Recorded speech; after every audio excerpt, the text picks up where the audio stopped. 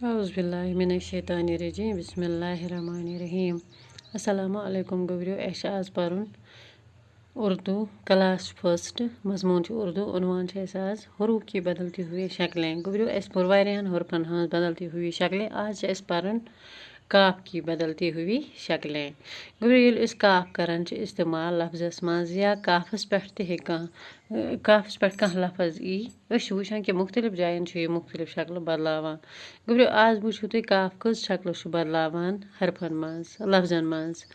गोबरियो गथी यम सातन sorry काफ यम सातन काफ इथे पे रोजान तम सातन वुचो तुम तम सातन कम कम लफज अत पे बनान।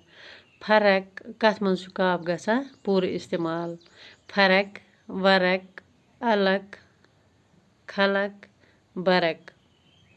इथे पे गोबरियो काफच ब्याक शक्ल यम शक्ल अल्फ सतन इस्तेमाल गसान अल्फ सत लगान कायदा कारी कायम कालीन कासिम। इथे पे काफच ब्याक शक्ल गोबरियो यह रेयस जेयस डेयस सतन इस्तेमाल गसान कुरान करीब करबत कुर्बान किरन। इथे कन ब्याक शक्ल काफच युस काफ मंज बाग इस्तेमाल गसान यानी युस लफ्जस मंजस सो यह शक्ल। गोबरियो तुम थो नजर युस मंज बाग काफ इस्तेमाल गसान सो यह शक्ल काफच। गोबरियो लिखमुत मे ये फकीर फकीर मकबर चकंदर हकला तहकीक। इथे पे थो तुम नजर यह गो फुल काफ यथ न कह चेंज गसान युस न बदलान कह यह अक्सर हरफ किस लास्टस पे लफ्ज किस आखरस पे इस्तेमाल गसान यह शक्ल काफच फरक वरक अलग हलक या खलक बे बरक।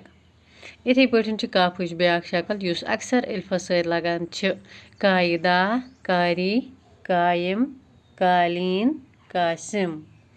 इथे पे काफच ब्याक शक्ल युस रेयस सतन इस्तेमाल सपदान कुरान करीब करबत कुर्बान किरन। पे काफच ब्याक शक्ल युस मंज बाग इस्तेमाल गसान फकीर मकबर चकंदर हकला तहकीक। यम गोबरियो काफस पे लफज या तम लफज यमन मज काफ मुख्तलिफ शक्लो इस्तेमाल गसान।